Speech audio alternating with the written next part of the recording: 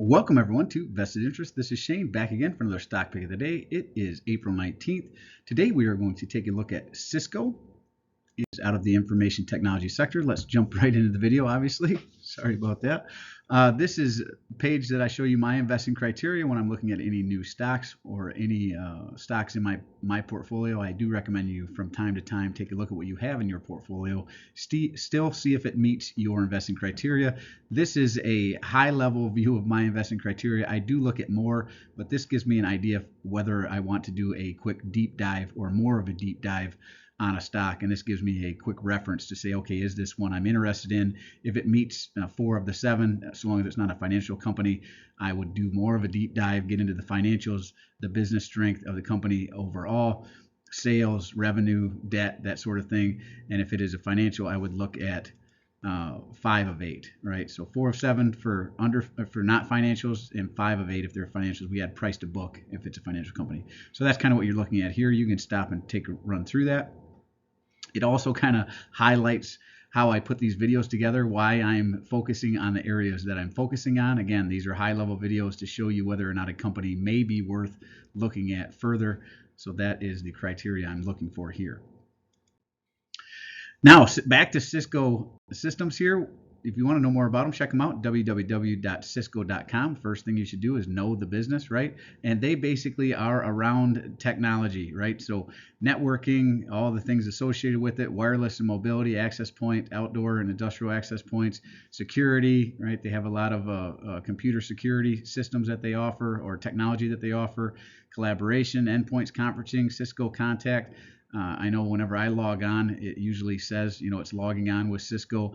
Data centers, cloud networking, security again, switches, hyper convergent infrastructure, analytics, Nexus dashboard insight, network analytics, Cisco secure network analytics, video endpoint, Cisco Vision, Internet of Things, so anything to do with the internet, right? Data management, extended enterprise, industrial connectivity management, and software that they offer, right? Cisco DNA software, Cisco networking, Cisco Nexus dashboard. Right, so basically anything around the computer space, Cisco has a hand in it, whether it's like your networking, routers, switches, that sort of thing, or software, right? And again, www.cisco.com, that is where I pulled this information from.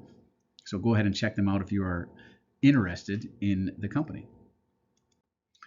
Now do the fun stuff, right? Cisco Systems, ticker CSCO, out of the information technology sector. The reason we are taking a look at them, down 4.51% on the day. Big drop, down $2.27. Closed out the day at $48.04 here. So anytime I see a company drop 4, 5, 6, 7%, I'm going to take a look at it.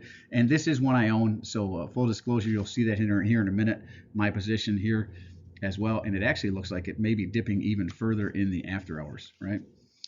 52-week range as low as $38.60, as high as $53.83. So it is closer to that 52-week high than it is the 52-week low. Love it back here at $38.60, right? Maybe it's headed there. Average volume is at 18 million. Today was 29, and obviously you can see pretty steady sell-off throughout the day, right? Big drop like that, so more volume and obviously more selling than buying today. Market cap 196.763 billion, so big company here. Beta of 0.99, so just slightly less than the overall market. The market is 1. Anything higher than that is more volatile. Anything less is less volatile. I would call this in line with the market. PE ratio, price to earnings ratio, $17.60, right? That's decent. Earnings per share, EPS, $2.73.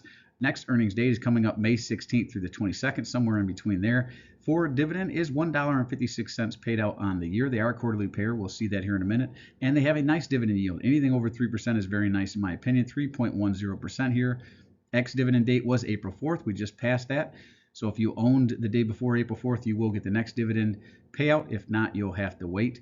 And if you're interested in buying, that is. And the one-year target estimate, at least according to Yahoo Finance, where I pulled this information, not affiliated, just one of the sites, $57.55 per share, speaks to some potential upside appreciation. I like to get in and look at statistics. There's a lot of information there. One of the things I'm looking at is dividend yield theory. You'll see that in my criteria earlier, right? So I'm looking at the 5-year average dividend yield, 2.95.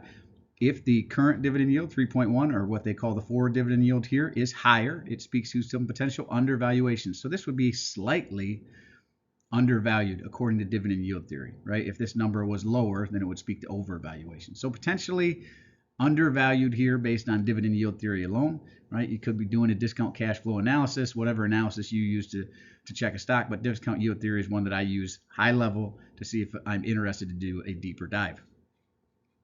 And another one I like is in financials, free cash flow, right? They've got the balance sheet in there, the income statement. You can look at all that. I like to look at free cash flow. That's what dividends are paid out of, and I want to see growing free cash flow over time. So 2019, we were at 14.9. Looks like to date, we're at 15.4. You can kind of see that growth over time. There was a bit of a drop from 2021 to 2022, but so long as we recover in 2023, which it looks like we may be, that is what I'm looking for. So you want overall growth, even though it's slow growth, it is growing over time. Again, all this information brought to you by Yahoo Finance. Another thing in this you get to see is repurchase of capital stock. They are buying back shares, so that is nice to see as well. I always recommend more than one site, so another one I like is stockanalysis.com, and that is just so that you can back check the information you are getting is accurate. They have 34 stock analysts that have taken a look at this. They call it a consensus buy. They have a low estimate of $51.51. That's lower than it currently sits lower than their lowest estimate. So if it came back up to their lowest estimate, that would be a 7.28% increase in the stock price. They have an average estimate of $58.70. That would be a 22.25% increase in the price. And if it happened to hit their high, $72.45, that would be a 50.89% increase in the stock price. All the while, you could collect that 3+% dividend yield if you bought them now. Now, obviously, if we could get them closer to that 52-week low, that would be a higher dividend yield and a higher potential future return, and that is what we are looking for. Now, I like to get into statistics, financials, back check the information, but another one that I like to look at here is return on invested capital and return on equity. So that is what we're seeing here, financial efficiency. You'll see the return on equity, ROE, is sitting at 27.90. I like them to be equal with the industry average or above 10. These are both way above 10.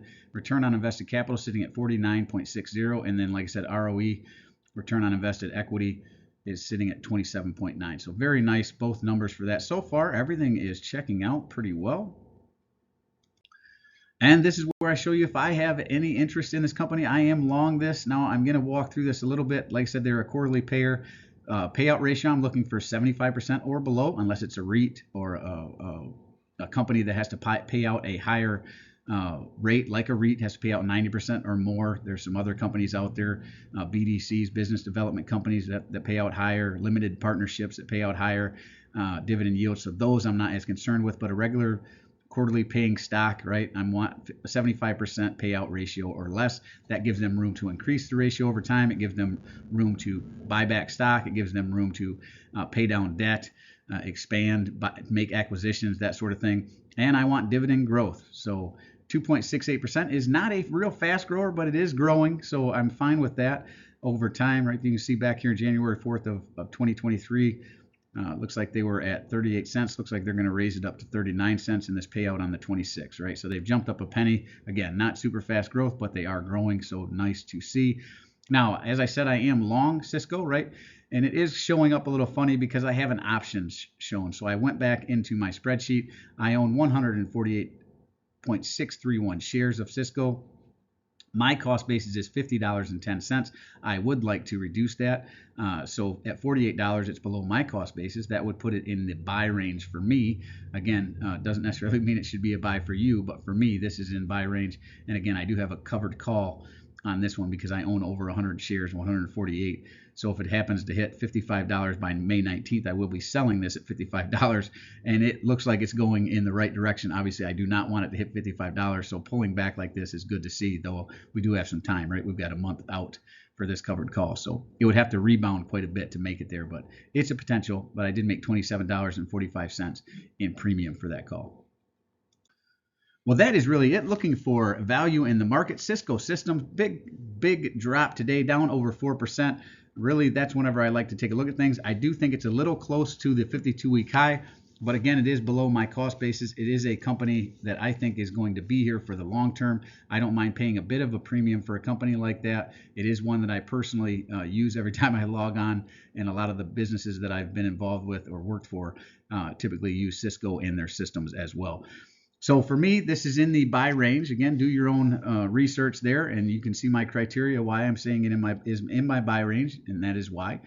And as always, appreciate you stopping by. If you haven't done so already, don't forget to show me some love. Hit that thumbs up, ring the notification bell. Most importantly, hit that subscribe button and join me on this journey to financial freedom. Join the vested interest community. Trying to build a like-minded community of dividend growth investors where we can share what we're looking at, stocks we want to buy. Drop a comment down below. Let me know what you think of Cisco Systems. Is it in your portfolio? Is it one you're watching? Is it one you're avoiding or wondering why I even invested in it to begin with? I am interested to read your questions, opinions, suggestions for future topics. If you have some stocks you'd like me to cover in a stock pick of the day series like this one, go ahead and put it down below. And I do respond to the comments on the day that I post a video. So for you that do comment, I will respond on the day I post a video. Some of the older comments, I apologize if I didn't get to them. I have a lot to do. I do have a day job. My wife likes to spend some time with me, and I do have 2 daughters. Actually, I'm going to get off here in a minute and go take a bike ride with them. Well, appreciate you stopping by. We'll see you in the next one. This is Shane signing off, wishing peace and prosperity to you and yours. And remember, financial security comes to those who take a vested interest. Hey, thanks for stopping by, and we'll see you in the next one. I'm not a financial advisor. Nothing in this presentation should be considered financial advice. I'm only sharing my opinion and investing journey for educational and entertainment purposes. Investing involves risk and money. Should never invest any amount not comfortable losing. Always do your own research and best based on your situation, circumstances, and select criteria, or seek the advice and counsel of a certified financial advisor.